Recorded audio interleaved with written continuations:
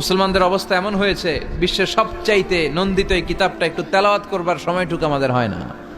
ব্যস্ত, we are leading very super busy life. খুব ব্যস্ত আমরা, কোরআন পড়ার সময় নাই। প্রতিদিন যেন একটু তেলাওয়াত করি। রাজি আছেন তো দেবিদ্বারের ভাইয়েরা? প্রতিদিন একটু একটু তেলাওয়াত করা যাবে? আরেকটা কথা সব জায়গায় আমি বলি, মাতৃভাষায় এই কোরআনটাকে আপনাদের জানতে হবে। You have to know the holy Quran, the messages of the holy Quran in your own mother tongue, in your own language, আপনার নিজ ভাষায়। আমাদের ভাষা কি? কথা বলেন, বাংলা।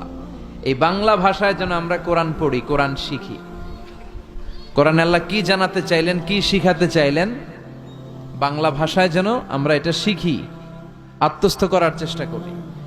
দেখবেন মসজিদুল হারামে শায়েখরা যখন নামাজ পড়ায়, শায়েখ আব্দুর রহমান সুদাইস, উনি যখন আযাবের আয়াত পড়ে উনি কাঁদে, কাঁদে না?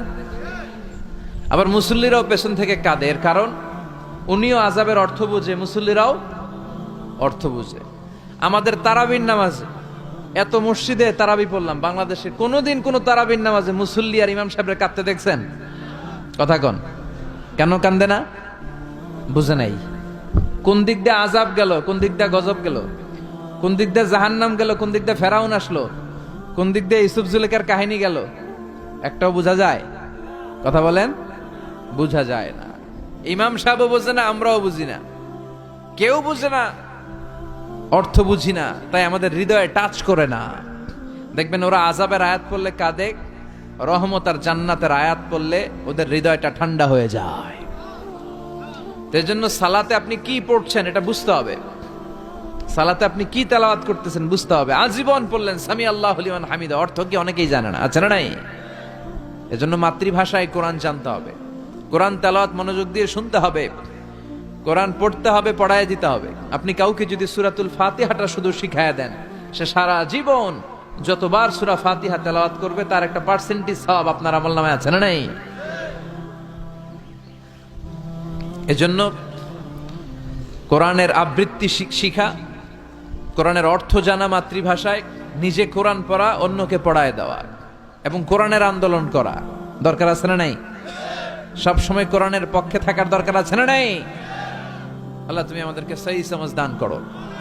তাই আমরা যখনই কোরআনের কথা শুনবো নিজেদেরকে পরিবর্তনের জন্য শুনবো, ঠিক কিনা? আমার আখিরাতটাকে সুন্দর করার জন্য শুনবো। আমাদের তাফসির মাহফিলগুলো হয়ে গেছে এখন শোডাউন, অনেক লোক জড়ো হইতে হবে, স্লোগান হইতে হবে, এগুলো আছে না নাই? আমাদেরকেও বেঁধে দেয় অনেক জায়গায়, হুজুর আপনার কিন্তু আজকে মাহফিল কাঁপাইতে হবে। কি বলে? কাঁপাইতে হবে। কিন্তু অনেক জায়গায় বলে হুজুর আপনার জমাইতে হবে। কি বলে?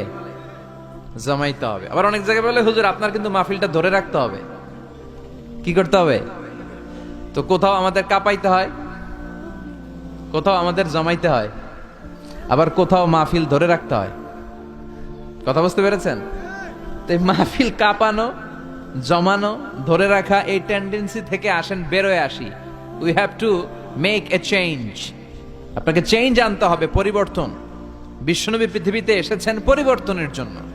তিনি কোনো জায়গায় খারাপ কিছু দেখলেই পরিবর্তন করে দিতেন। এক সাহাবাকে জিজ্ঞেস করলেন কি নাম? মাসমুক। সে বলে ইসমি হাজান, আমার নাম হলো হাজান। হাজান মানে দুশ্চিন্তা। হাজান মানে? বিশ্বনবী বললেন হাজান কারো নাম হতে পারে? দুশ্চিন্তা এটা একটা নাম হইল? বিশ্বনবী বললেন তোমার নাম আজকে থেকে হাজান নয়, আজকে থেকে তোমার নাম সাহাল। কি নাম? সাহাল মানে সহজ। সাহাল মানে? সে বলে না ইয়া রাসূলুল্লাহ, আমার বাপ চাচা নাম রাখছে হাজান, এটা আমি ছাড়বো না। বিশ্বনবী বললেন না, সালে যাও। তো সে বাড়িতে চলে গেল। যাওয়ার পর থেকে ওই যে দুশ্চিন্তা, দুশ্চিন্তা তার আর পিছু ছাড়ে না। তার ব্যবসায় লস, তার চাকরিতে লস, ওর পেটে ব্যথা, ওর মাথায় ব্যথা, ওর জ্বর, ওর মেয়ে কান্দে, ওর বউ দৌড়ায়, ওর পোলায় কয় আমি মরুম। কষ্ট আর জ্বালা ছাড়েই না। সবাই বলে ওই যে বিশ্বনবী তোমার একটা সুন্দর নাম দিছিল, আনো নাই, এর বদদোয়া লাগছে, যাও নবীর কাছে মাফ চেয়ে নামটা চেঞ্জ করে আনো। হাজান ফিরে গেল বিশ্বনবীর কাছে, যে বলে ইয়া রাসূলুল্লাহ আমার হাজান নামের দরকার নাই, গোষ্ঠী কিলাই হাজান, আপনি কি নাম কইছিলেন ওটা কোন? আবার বিশ্বনবী বলে আমি বলছিলাম আন্তা সাহাল। সাহাল মানে সহজ। সাহাল মানে? বিশ্বনবীর কাছ থেকে নাম চেঞ্জ করে সাহাল নিয়ে আসলো। সাহাল বলে যেদিন থেকে আমি নাম চেঞ্জ করেছি ওই দিন থেকে আমার জীবনের সব কাজগুলো সহজ করে দিয়েছে কে? কি নবী ছিলেন? খালি চেঞ্জ করে দিতেন। চেঞ্জ করে দিতেন। এক নারীকে জিজ্ঞেস করলেন, মাসমুকি, হোয়াটস ইউর নেম? সে বলে, আমার নাম আসিয়া। আসিয়া মানে অবাধ্য। বিশ্বনবী বলেন, এটা একটা নাম হইল? তোমার নাম আজকে থেকে জামিলা। জামিলা মানে সুন্দরী, বিউটিফুল লেডি। জামিলা মানে সুন্দরী।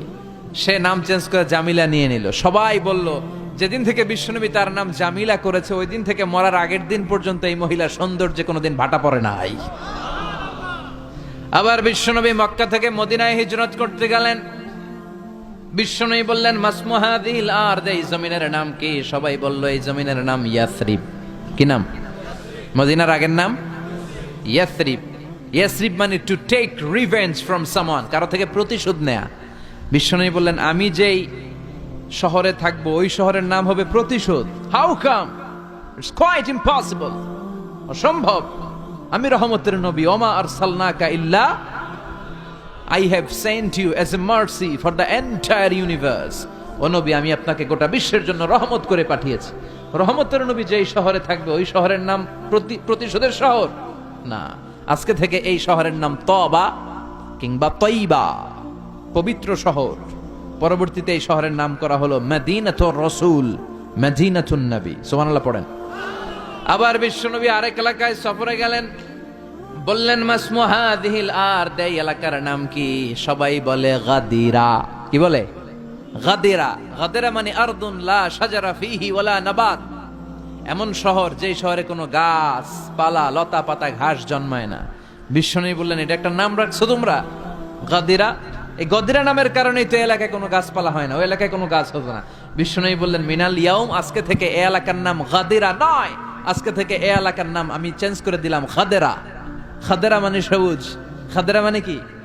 বিশ্বনবী নাম চেঞ্জ করে দেওয়ার সাথে সাথে ওই এলাকায় ঘাস লতা পাতায় সবুজ শ্যামল হয়ে গেল। এজন্য পরিবর্তন লাগবে।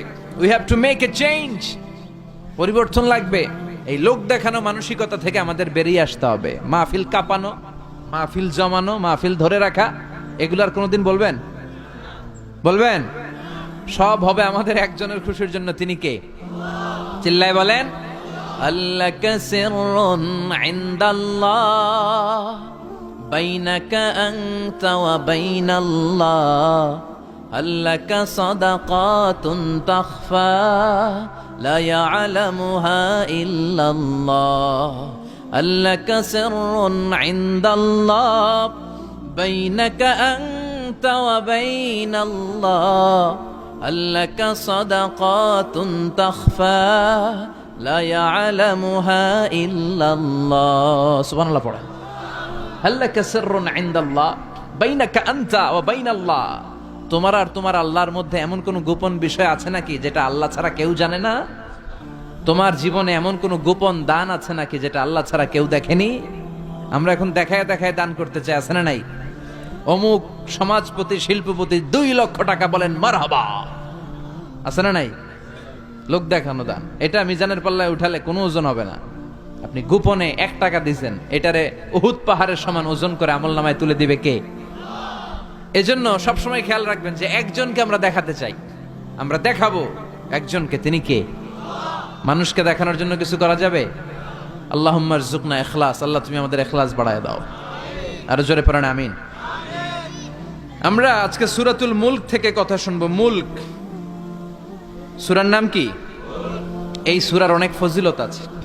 এই সূরা রাত্রিবেলা যারা তেলাওয়াত করবে তাদের কবরের আযাব হবে না।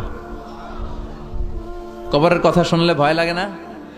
একদিন মাটির ভেতরে হবে ঘরে মন আমার, কেন বান্ধ দালান ঘর, প্রাণ পাখি উড়ে যাবে পিঞ্জর ছেড়ে,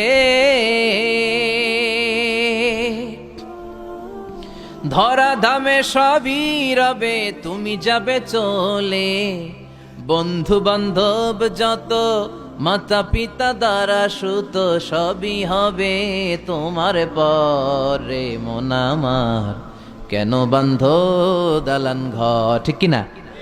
চলে যেতে হবে, কেউ থাকতে পারবো না। কিন্তু এই জিনিসটা আমাদের স্মরণেই আসে না। এত ব্যস্ততা, এত মায়া জাল, এত মায়ার জালে আমরা আটকে আছি। এত ব্যস্ত লাইফ, সকালবেলা অফিস, বিকেলবেলায় অমুক কাজ, তারপরে অমুক কাজ, একটার পর একটা কাজ চলতেই থাকে। এই ব্যস্ততার কারণে আমাদের জীবনটা সুপার বিজি লাইফ আমরা লিড করছি, আমাদের জন্য সময়ই নাই, কিন্তু চলে যেতে হবে। এজন্য সাইয়েদনা ওমর ফারুক বলতেন, মুতু ক্বাবলা আন তামুতু, মরার আগে একবার মরো। হাসিবু ক্বাবলা আন তুহাসাবু আলাইকুম, তোমার হিসাব নেওয়ার আগে তুমি তোমার একবার হিসাব নাও। আমাদের প্রত্যেকের নিজের একটা হিসাব আছে না নাই? কথা বলেন। নিজে খাতা কলমের মধ্যে একটু লিস্ট করবেন যে আমি জীবনে এই ভালো কাজ করেছি, এই খারাপ কাজ করেছি, আসলে আমার অবস্থানটা কই হওয়া উচিত। নিজে খাটের মধ্যে একবার শটাং হয়ে মরার মতো শুয়ে থাকবেন, ভাববেন যে আমি মরে গেছি।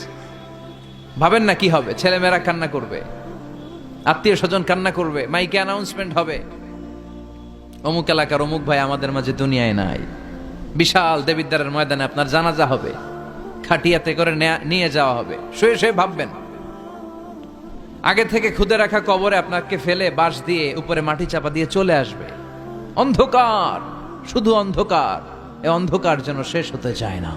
This is the nature of life. এই তো জীবন। কথা বলেন ঠিক কিনা? তো এগুলো ভাবার দরকার আছে না নাই? বিশ্বনবী বললেন এই সূরাটা এমন সূরা, মানিআতুন মিন আযাবিল কবর। এই সূরা মুলক যারা তেলাওয়াত করবে তাদের কবরে কোনো আযাব হবে। আজকে থেকে সূরাতুল মুলকের তেলাওয়াত করা যাবে?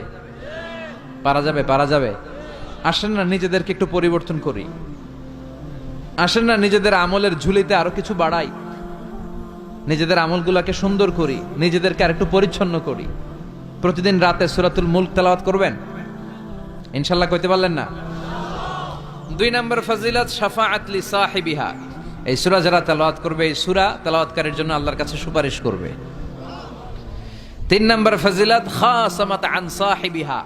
এই সূরাটা কিয়ামতের দিন এই সূরার তেলাওয়াতকারীর পক্ষে আল্লাহর সাথে তর্ক করবে, ডিবেট করবে। কতক্ষণ? হাত্তা আদখালাহুল্লাহুল জান্নাহ, যতক্ষণ না আল্লাহ তাআলা এই লোকটাকে জান্নাতি বলে ঘোষণা না দেয়।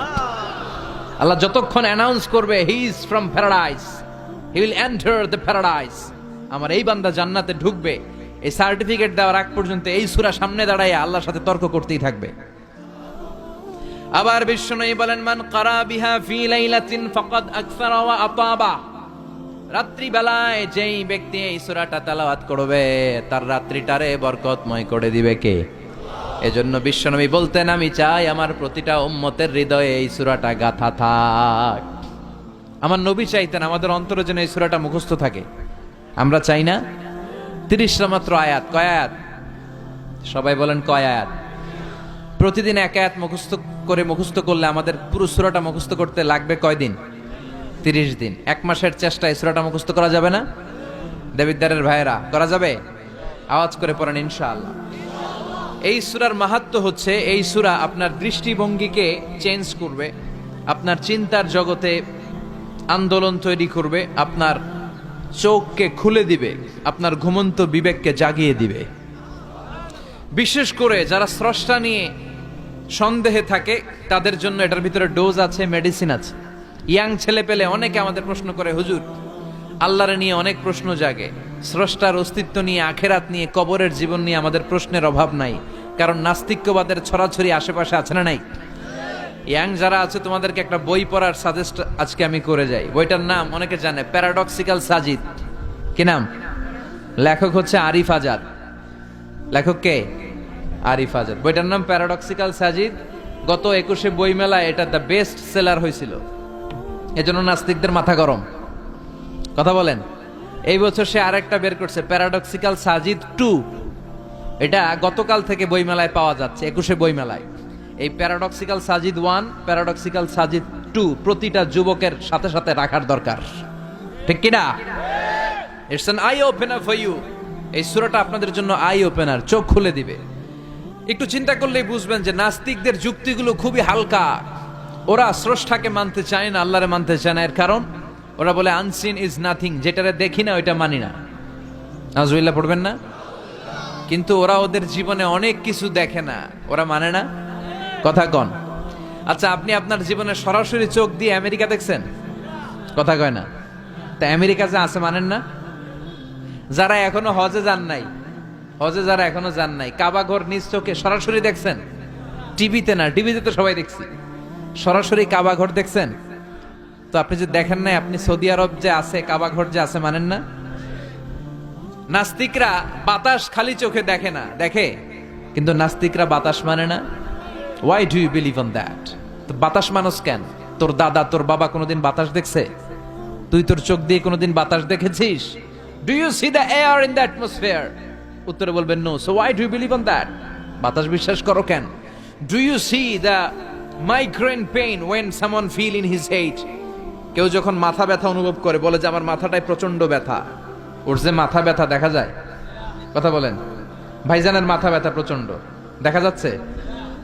মাথা ব্যথা থাকলেও মাথার অবস্থা যা, না থাকলেও এটা দেখা যায় না। So why do you believe on that? মাথা ব্যথা দেখা যায় না তো বিশ্বাস করস কেন? এগুলো কপাল পড়া, এগুলো হচ্ছে নাম্বার 1 হাদারাম উল্লুক্কা পাঠা। এদের দলিলগুলো একেবারে নড়বড়ে। কুফানগরীতে এক নাস্তিক ছিল, সে বলে বেড়াতো আমি আল্লাহরে দেখি না তাই মানি না। কুফানগরীর লোকজন বলে আমাদের এক ইমাম আছে নাম নু'মান ইবনু সাবেত, উনার সাথে বসলে তুমি আল্লাহরে দেখতে পাবা। সে বলে তাই, তাহলে তোমাদের ইমামকে ডাকো। সাইয়েদনা ইমাম আবু হানিফা টাইম দিলেন, এই জুমার দিন, আজকে জুমার দিন না, এই জুমার নামাজের পরে ঠিক ভর দুপুরে 2টায় সবাই আমরা একত্রিত হব। নাস্তিকও আসবে, সাইয়েদনা ইমাম আবু হানিফাও আসবে। জুমার সালাতের পরে লোকের বন্যা বয়ে গেল, বাঁধ ভাঙা জোয়ার, অনেক মানুষ। নাস্তিক এসেছে, লক্ষ লক্ষ লোক এসেছে, আসে নাই ইমাম আবু হানিফা। আসে না আধা ঘন্টা, 1 ঘন্টা, 2 ঘন্টা পরে আসছে। নাস্তিক বলে এই তোমাদের ইমাম যার কোনো সময়ের জ্ঞানই নাই, এর সাথে কিসের তর্ক? সাইয়েদনা ইমাম আবু হানিফা বলে ইনদি উযর, আমার ওজর আছে। কি ওজর? সাইয়েদনা ইমাম আবু হানিফা বলেন আমি ঘর থেকে বের হয়ে আসার পথে একটা নদী পার হয়ে আসতে হয়। আজকে এসে দেখি নদীর মধ্যে কোনো মানুষ টানুষ নাই, নৌকা নাই, মাঝি নাই, কিচ্ছু নাই। তো হঠাৎ দেখলাম পাশে বিশাল বড় একটা গাছ, এই গাছটা এমনি এমনি 2 ভাগ হয়ে গেল। হঠাৎ গাছ থেকে এমনি এমনি লম্বা তক্তা হয়ে গেল, এমনি এমনি তক্তাগুলো জোড়া লেগে নৌকা হয়ে গেল। আর নৌকা আমার সামনে আসলো, মাঝি ছাড়া, লগি বৈঠা ছাড়া আমি নৌকায় যেয়ে বসলাম। নৌকাটা আমার নিয়ে টান দিয়ে সাঁ করে ওপার নিয়ে গেল। তো এই যে এই কাজগুলো আর প্রসেসিং গুলো হতে আমার 2 ঘন্টা সময় লেগেছে। নাস্তিক কয় তগ ইমাম গাঞ্জা খাইছে, মাথার তার ছিঁড়া গেছে, নাহলে কোনো সুস্থ মানুষ এ কথা বলতে পারে? এমনি এমনি নাকি গাছ ভেঙে তক্তা হয়, এমনি এমনি নাকি তক্তা লেগে নৌকা হয়, এমনি এমনি নাকি মাঝি ছাড়া নৌকা চলে? সাইয়েদনা ইমাম আবু হানিফা বললেন এই তো আপনি লাইনে চলে আসছেন, আপনারে বুঝানো এখন আমার খুব সহজ হবে। এমনি এমনি গাছ কাটে না করাত ছাড়া, এমনি এমনি তক্তা জোড়া লাগে না, নৌকা হয় না মিস্ত্রি ছাড়া, এমনি এমনি নৌকা চড়ে না মাঝি ছাড়া। তাহলে এত বিশাল বড় আকাশটা কেমন করে এমনি এমনি হলো? জমিনটা কেমন করে এমনি এমনি হলো? সাগর, মহাসাগর, পাহাড়, মরুভূমি কেমন করে এমনি এমনি হলো? এগুলোর একজন স্রষ্টা আছে না নাই? নাস্তিক কয় তাই তো, আসলেই তো আমি হাদারাম, আসলেই তো আমি উল্লুক্কা পাঠা। এইভাবে তো আমি কখনো ভেবে দেখি নাই, এইভাবে তো কখনো চিন্তা করি নাই। ও ইমাম, তুমি আমার ঘুমন্ত বিবেককে জাগিয়ে দিয়েছ, তুমি আমার চোখের সামনের পর্দাটা উঠিয়ে দিয়েছ, তুমি আমার দৃষ্টিভঙ্গিকে পরিবর্তন করে দিয়েছ। ও ইমাম, তুমি আমার চোখ খুলেছ, তুমি আমাকে হক চিনতে সাহায্য করেছ। আর দেরি করতে চাই না, আমারে পড়িয়ে দাও লা ইলাহা ইল্লাল্লাহু মুহাম্মাদুর রাসূলুল্লাহ। কালিমা পড়ে মুসলমান হয়ে গেছে। আল্লাহু আকবার পড়েন। এমনি নাস্তিকদের জন্য এই সূরার ভেতরে আল্লাহ তাআলা অনেক দিগদর্শন রেখেছেন, জীবন দর্শন রেখেছেন। আল্লাহ বুঝাতে চান যে গোলাম, আমারে চেনার জন্য, আমারে দেখার জন্য তোর ডক্টরেট ডিগ্রি লাগবে না, তোর ব্যাচেলর ডিগ্রি, মাস্টার্স ডিগ্রি লাগবে না। তুই আমার সৃষ্টির দিকে একটু নজর করে তাকা, একটু ঠান্ডা মাথায় চিন্তা করে দেখ, একটু সাগরের দিকে তাকা, একটু নদীর দিকে তাকা, একটু পাহাড়ের দিকে তাকা। তাকালেই তুই বুঝবি সামওয়ান ইজ কন্ট্রোলিং এভরিথিং। একজন এমডি আছে, ম্যানেজিং ডাইরেক্টর, মহা ব্যবস্থাপক, যিনি গোটা বিশ্বের সব ব্যবস্থাপনার আঞ্জাম দিচ্ছেন। চিল্লায় বলেন ঠিক কিনা? আল্লাহ বলে তুই সাগরের দিকে তাকা, পাহাড়ের দিকে তাকা, নদীর দিকে তাকা। সাগরের দিকে তাকালে আমি আল্লাহরে খুঁজে পাবি। ঝর্ণার দিকে তাকা, ঝর্ণার মধ্যে আল্লাহর নিদর্শন আছে না নাই? ঝর্ণা ঝর্ণা ঝর্ণা রে, বলনা বলনা বলনা রে, কার বিরহে পাগল পাড়া তুই, কার মিলনে ফুল ফসলে ভরা রে তোর দুকুল ভই, কার মিলনে ফুল ফসলে ভরারে তোর দুকুল ভই ঝরনা ঝরনা ঝরনা রে বলনা বলনা বলনা রে কারবি রহে পাগল পাড়া তুই। সুবহানাল্লাহ পড়েন। ঝরনা দেখছেন কোনোদিন? হড়ে হড়ে দেখছেন? সিলেটে মাধবকুণ্ড জলপ্রপাত, আর কোথায়? সীতাকুণ্ড, আর কোথায়? রাঙ্গামাটি, আর শ্রীমঙ্গল। ঝর্ণা আছে না? এই ঝর্ণার দিকে তাকাবেন, ঝর্ণার ঝরঝর শব্দের আওয়াজগুলো বুঝার চেষ্টা করবেন, দেখবেন ঝর্ণা আপনাকে বলে দিবে যে আমার স্রষ্টা কে। আল্লাহর সৃষ্টির দিকে তাকালে আল্লাহরে পাওয়ার সুযোগ আছে না নাই? এই তথ্যগুলো, এই উপাত্তগুলো, এই মেসেজ আর ইনফরমেশন গুলো আল্লাহ তাআলা এই সূরার ভেতরে ভরে দিয়েছে। শুনতে রাজি আছেন? আওয়াজ করে বলেন তো সূরার নাম, আরো জোরে সবাই বলেন কি নাম? মুলক। মুলক মানে কি?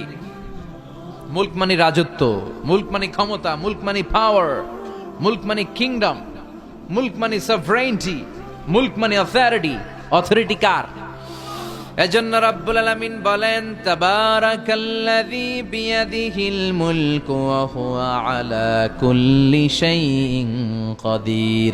সুমহান সেই সত্তা যার হাতে ক্ষমতা, আর তিনি সকল কিছুই করতে ক্ষমতাবান, সবকিছুর উপর কর্তৃত্বশীল। চিল্লায় বলেন ঠিক কিনা? তাবারাকাল্লাযী, সুমহান তিনি, বিয়াদিহিল মুলক, যার হাতে ক্ষমতা। ক্ষমতা কার হাতে? নাকি প্রধানমন্ত্রীর হাতে, র্যাবের হাতে, পুলিশের হাতে, আমনেগো হাতে? আপনারা তো কোন ক্ষমতা সব আমগো হাতে। সকল ক্ষমতার উৎস কে? সকল ক্ষমতার উৎস আল্লাহ, কিন্তু আমরা বলে থাকি সকল ক্ষমতার উৎস জনগণ। এটা যুক্তিতে টিকে না। কি ক্ষমতা আছে আমাদের? কি ক্ষমতা আছে? কোনো ক্ষমতা নাই। মানুষকে আল্লাহ তেমন কোনো ক্ষমতাই দেয় নাই, যেটা দিছে এটার ক্ষমতা বলা যায় না। চিল্লায় বলেন ঠিক। আসল ক্ষমতার মালিক হলেন আল্লাহ। আমাদেরকে তো আল্লাহ দুর্বল করে বানিয়েছেন। ওয়া খালিকাল ইনসানু দাঈফা, আমাদেরকে দুর্বল করে তৈরি করেছে কে? শুধু আমরাই দুর্বল না, আমি দুর্বল, আমার বাপ দুর্বল, আমার দাদা দুর্বল, আমার 14 গোষ্ঠী দুর্বল। আমরা দুর্বলের ঘরের, চিল্লায় বলেন দুর্বলের ঘরের। সেই দুর্বলের ঘরের দুর্বল কয় আমরা সব ক্ষমতার উৎস। কি ক্ষমতা আছে আমার? আজকে মাহফিলের প্যান্ডেলের পেছন থেকে বলে, কেউ যদি বলে ওঠে হুজুর সাপ, কি বলে? সব দৌড়। আমি আমার নানা ঘরে লইয়া দৌড়, তুমি এদিকে দৌড়া, চাচা আপন প্রাণ বাঁচা। সাপ কথাটা তো মজা করে বললাম, এতে অনেকে খুঁজতেছে আসলে কি সাপ। আর আসলেই যদি একটা anaconda, C snake, black mamba, king cobra, Python এসে ফস এই ফস করে যদি প্যান্ডেলে যদি একটা ঢুকতো, পাওয়া যেত কাউরে? কথা কন। তো এই হচ্ছে আমাদের ক্ষমতা। সাপ বাদ দেন, বাবা ব্যাংক চিনেন? চিনেন না? না, দেবিদ্বারে তো বাবা ব্যাংক নাই। কি করে? খালি লাফায়। 10টা বাবা ব্যাংক, 2টা এই স্টেজে, আর বাকি 8টা প্যান্ডেলে যদি ছেড়ে দেওয়া হয়, বাবা ব্যাংক আর কি লাভ দিবে? এর চেয়ে বড় লাভ দিবেন আপনারা। বাবা ব্যাংকের চেয়ে বড় লাভ দিয়ে আমরা দৌড়াইতে শুরু করব। কত অসহায় আমরা, কত দুর্বল। বল্লা পোকা, মৌমাছি আমাদেরকে কামড় দিয়ে উড়াল দেয়, এটারে ধরে যে মারমু এটাও পারি না। কুত্তা এম করে কামড়াইলে আমরা কুত্তারে কামড়াইতেও পারি না।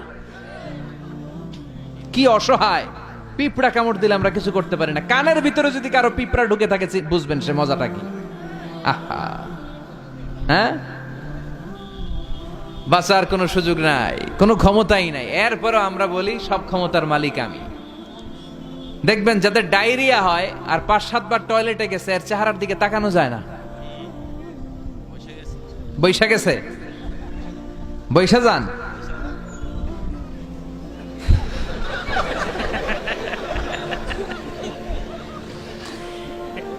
তো এই হইল আমাদের অবস্থা।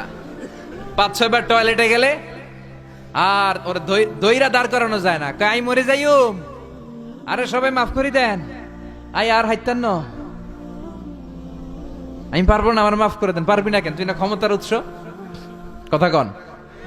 আসলে আমাদের কোনো ক্ষমতা নাই, আমরা দুর্বল। আসল ক্ষমতার মালিক একজন, চিল্লায় বলতে হবে তিনি কে। আমরা যে কত দুর্বল।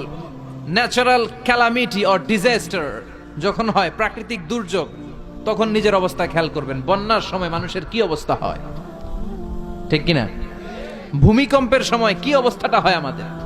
রাত 3টার দিকে যদি ভূমিকম্প হয়, দৌড়, লুঙ্গি পইরা দৌড়, লুঙ্গি ছাড়াও দৌড়, আগে জান বাঁচাও। পাগল হয়ে যায়। বাচ্চাটারে কোলে নিয়ে দৌড়াবো, না স্ত্রীকে ঘুম থেকে জাগাবো, না ভাড়াটিয়াদেরকে উঠাবো, না নিজেই ছাদের উপর থেকে লাফ দেবো? ত্রাস, ভয়, ভূমিকম্প, সবাই দৌড়। দেখবেন ভূমিকম্প হইলে বাড়িওয়ালাও দৌড়, ভাড়াটিয়াও দৌড়। নাকি ভাড়াটিয়ারা দৌড়ায়, বাড়িওয়ালারা দৌড়ায় না? কথা কন। ডোনাল্ড ট্রাম্প যে বিল্ডিং এ থাকে ওইটাতে ভূমিকম্প হইলে ডোনাল্ড ট্রাম্প তো দৌড়াবে না? না, ডোনাল্ড ট্রাম্পও দৌড়াবে। আমি কিছু টেলিভিশনের লাইভ প্রোগ্রাম দেখেছি, ওখানে উপস্থাপক আর অতিথিরা ক্যামেরা ট্যামেরা মেকআপ টেকআপ নিয়ে বসছে। একটু পরে শুরু হয়েছে ভূমিকম্প, মাইক থুইয়া দিয়া উপস্থাপক দৌড়। তো যেহেতু মেকআপ টেকআপ একেবারে ক্যামেরা ট্যামেরা সব সেটিং, অতিথিরা ওঠে না, একটু পরে আবার নাড়াচাড়া, এবার অতিথিও দৌড়। বাঁচার জন্য সব দৌড়। এই হচ্ছে আমাদের ক্ষমতার দৌড়াত্ম। এরপরও আমরা বলি আমরা নাকি ক্ষমতার উৎস। তুফান হলে, এইখানে একটা তুফান হলে 70 কিলোমিটার বেগের জাস্ট বাতাসটাকে যদি আল্লাহ এর তীব্রতা যদি বাড়িয়ে দেয়, সব দৌড় আমরা। কথা কন। আল বাহরু জুনদুম মিন জুনুদিল্লাহ, আর রিহু জুনদুম মিন জুনুদিল্লাহ। বাতাস আল্লাহর সৈনিক, আগুন আল্লাহর সৈনিক, তুফান আল্লাহর সৈনিক। চিল্লা এখন ঠিক কিনা? 2004 সালের সুনামির কথা ভুলে গেছেন? ইন্দোনেশিয়া একটা প্রদেশ আছে, বান্দা আছে, এক ধাক্কায় 3 লক্ষ সাগরের ভেতরে। জাপানের কান্টো শহরে 1 লক্ষ নয়, একটা ধাক্কায়, কয়েক সেকেন্ডের ব্যবধান। একটু আগে নাচানাচি করতেছিল, দুম্মা চলে দুম, একটু পরে সব হয়ে গেছে দুম দুম। একেবারে সাইজ করে ফেলছে কে? আহা, কোনো ক্ষমতা নাই। ক্ষমতার মালিক কে? এজন্য রাব্বুল আলামিন বলেন, তাবারাকাল্লাযী বিয়াদিহিল মুলকু ওয়া হুয়া আলা কুল্লি শাইইন কাদির। সুমহান সেই সত্তা যার হাতে ক্ষমতা, ক্ষমতা কার হাতে? কক্সবাজারে দেখবেন একটা দ্বীপ আছে, একমাত্র দ্বীপ যেটাতে পাহাড় আছে, নাম মহেশখালী। ওইখানে বৌদ্ধদের স্বর্ণ মন্দির আছে। ওখানে তুফান টুফান শুরু হইলে বৌদ্ধরাও জিকির করা শুরু করে দেয় আল্লাহর। সুবহানাল্লাহ কইবেন না? তুফানে পড়লে দেখবেন হিন্দু, বৌদ্ধ, আস্তিক, নাস্তিক সবাই জিকির করে একজনের, চিল্লায় বলেন তিনি কে? আমরা মাঝে মাঝে আমাদের প্রোগ্রাম স্কেডিউল এত টাইট থাকে, মাঝে মাঝে আমরা প্লেনে, হেলিকপ্টারে এক জেলা থেকে আরেক জেলায় যাই বাধ্য হয়ে। সিলেটে প্রোগ্রাম, কক্সবাজারে প্রোগ্রাম, ওই অমুক জায়গায় প্রোগ্রাম, তো ফ্লাইট ধরা লাগে। তো আমরা আভ্যন্তরীণ ফ্লাইটে চড়ে চড়ে আমরা যাই।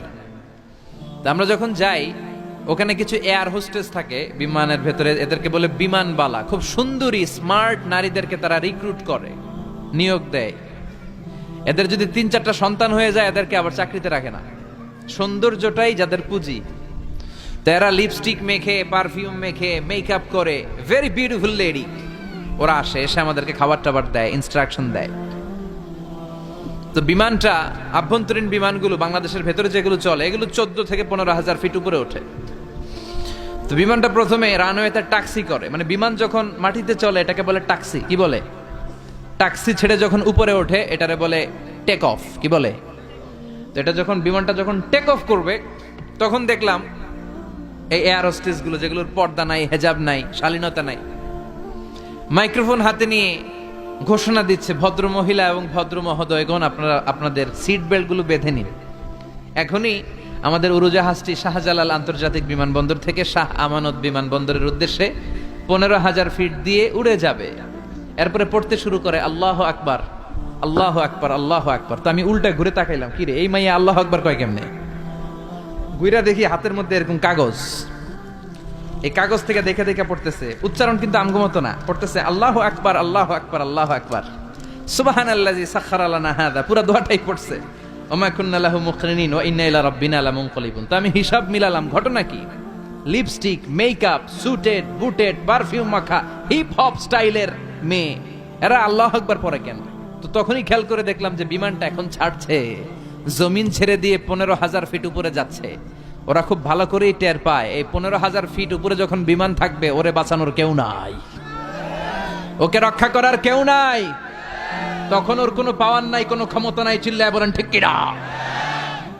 তখন কোনো সিকিউরিটি নাই। আহা, কি দুর্বল মানুষ। বিমান বাঁকা হয়ে গেলে সবাই চিল্লায় বাঁচাও। যদি জিজ্ঞেস করেন কে বাঁচাবে, বলবে হুজুর আপনি বাঁচান। আছে না নাই? দুর্বল। আসল ক্ষমতার মালিক হলো একজন, চিৎকার করে বলতে হবে তিনি কে।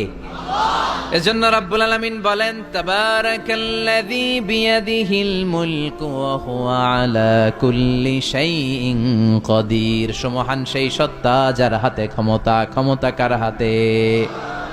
আমাদেরকে আল্লাহ ক্ষমতা দিয়েছেন, ঠিক, এটা সাময়িক, লিমিটেড, তবে আনলিমিটেড ক্ষমতার মালিক কে? এই যে আমাদের মাননীয় প্রধানমন্ত্রী শেখ হাসিনা নতুন টার্মের জন্য আসছে না? কয় বছর? 5 বছর। কোন দেশে আসে 10 বছর, কোন দেশে 15 বছর। তো এই যে আল্লাহ ক্ষমতার চেয়ারে বসে, আল্লাহ আসছে কয় বছরের মেয়াদে? কথা বলেন। 50 বছর, 100? হ্যাঁ, কয়দিন থাকবে উনি? আজীবন। রাব্বুল আলামিন বলেন হুয়াল আউয়ালু ওয়াল আখিরু ওয়াল যাহিরু ওয়াল বাতিন ওয়া হুয়া বিকুল্লি শাইইন আলিম। আল্লাহ বলে আমি প্রথম, আমার আগে কেউ নাই, ঠিক কি না? ওয়াল আউয়ালু ওয়াল আখির, আমি শেষ, আমার পরে কেউ নাই। আমি প্রকাশ্য, আমি গোপন, সূচনাহীন, অতীত কাল থেকে আমি আল্লাহ ক্ষমতার চেয়ারে বসা, সীমাহীন, ভবিষ্যৎহীন, শেষহীন, ভবিষ্যৎ পর্যন্ত ক্ষমতার চেয়ারে বসে থাকবে কে? আল্লাহ বললেন আমি প্রথম, আমি শেষ। প্রথমে কে? চিল্লায় বলেন। প্রথমে কে? শেষে কে? প্রথমে আল্লাহ আল্লাহ, শেষে ও আল্লাহ আল্লাহ, আকাশে আল্লাহ আল্লাহ, জমিনে আল্লাহ আল্লাহ। সবাই পড়েন। প্রথমে আল্লাহ আল্লাহ, শেষে ও আল্লাহ আল্লাহ, আকাশে আল্লাহ আল্লাহ, জমিনে আল্লাহ আল্লাহ। নিখিল জাহান গায়ে গুণগান, তার নামে গায় আমরাও গাহি তাআলা, হামদে বারি তাআলা, হামদে বারি তাআলা, হামদে বারি তাআলা। সুবহানাল্লাহ পড়েন। তিনিই প্রথম, তিনিই শেষ, তিনি চিরকাল ক্ষমতার চেয়ারে বসে থাকবেন। চিল্লায় বলেন ঠিক কিনা। আবার পৃথিবীতে অনেক দেশে দেখবেন ডেমোক্রেটিক সিস্টেমে ক্ষমতায় আসে, মানে ভোটে জিতে, যেমন আমাদের দেশ। তো আল্লাহ তো ভোটে জিতে আসছে না? আল্লাহ ভোটে জিতে আসছে। অনেক দেশে মোনার্কি সিস্টেম, মানে রাজতন্ত্র, রাজার পোলা রাজা, আল্লাহর বাপ ছিল রাজা, এই জন্য আল্লাহও রাজা। এরকম আল্লাহ চিরকাল, আজীবনের মেয়াদ নিয়ে তিনি ক্ষমতার চেয়ারে বসা। চিৎকার করে বলেন ঠিক কিনা। আবার পৃথিবীর অনেক দেশে দেখা যায় আন্দোলন করে সরকারকে ক্ষমতার চেয়ার থেকে নামানো যায় কি যায় না? পৃথিবীতে এরকম হয়েছে না অনেক জায়গায়? আন্দোলনের ঠেলায় সরকার কয় আমি নাই। আবার মাঝে মাঝে মিলিটারি কু হয়, সেনা বিদ্রোহ, জানেন না আপনারা? তা আমরা পৃথিবীর 700 কোটি মানুষ সবাই মিলে যদি আল্লাহর বিরুদ্ধে আন্দোলনে নেমে যায়, তাইলেই তো আল্লাহর ক্ষমতা শেষ। যাবে না? 700 কোটি মানুষ মিলেও পারা যাবে না। আচ্ছা, জিন জাতি যদি বলে ও মানুষেরা তোদের সাথে আমরাও আছি, মানুষ জিন ভাই ভাই, আল্লাহর আর রক্ষা নাই, আল্লাহর গদি শেষ। আচ্ছা, ফেরেশতারাও যদি বলে ও মানুষ ও জিনেরা তোগুলোকে আমরাও আছি, 3 দলীয় মহাজোট, আল্লাহর চেয়ার উল্টে যাবে নাকি? কথা বলেন। আল্লাহ বলেন ওয়ালাম ইয়াকুল্লাহু শারীকুম ফিল মুলক, আমার ক্ষমতায় কোনো পার্টনার নাই। কুলিল্লাহুম্মা মালিকাল মুলক, আমি ক্ষমতার মালিক, এই ক্ষমতা কেউ ছিনায় নিতে পারবে না। গোটা বিশ্বের সবাই মিলে যদি আমার বিরুদ্ধে আন্দোলন করিস, আমার ক্ষমতার 1 ইঞ্চিও কমবে না। চিল্লায় বলেন ঠিক কি না। সে আল্লাহ বললেন তাবারাকাল্লাযী বিয়াদিহিল মুলকু ওয়া হুয়া আলা কুল্লি শাইইন কাদির। সুমহান সেই সত্তা যার হাতে ক্ষমতা। ক্ষমতা কার হাতে? ওয়া হুয়া আলা কুল্লি শাইইন কাদির, তিনি সব বিষয়ে ক্ষমতাবান। ফাআলুল লিমা ইউরিদ, যা চান তিনি তাই করতে পারেন। তিনি কে? তিনি পাহাড়কে দরিয়া করতে পারেন, দরিয়াকে পাহাড় করতে পারেন, ধনীরে গরিব বানাতে পারেন, গরিবরে ধনী বানাতে পারেন, সম্মানিতকে অপমানিত করতে পারেন, অপমানিতকে সম্মানিত করতে পারেন। চিৎকার করে বলেন ঠিক কি না।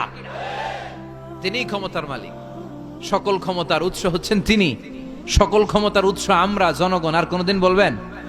দেবিদ্বারের ভাইরা, তাহলে চিল্লায় বলেন তো সকল ক্ষমতার উৎস কে?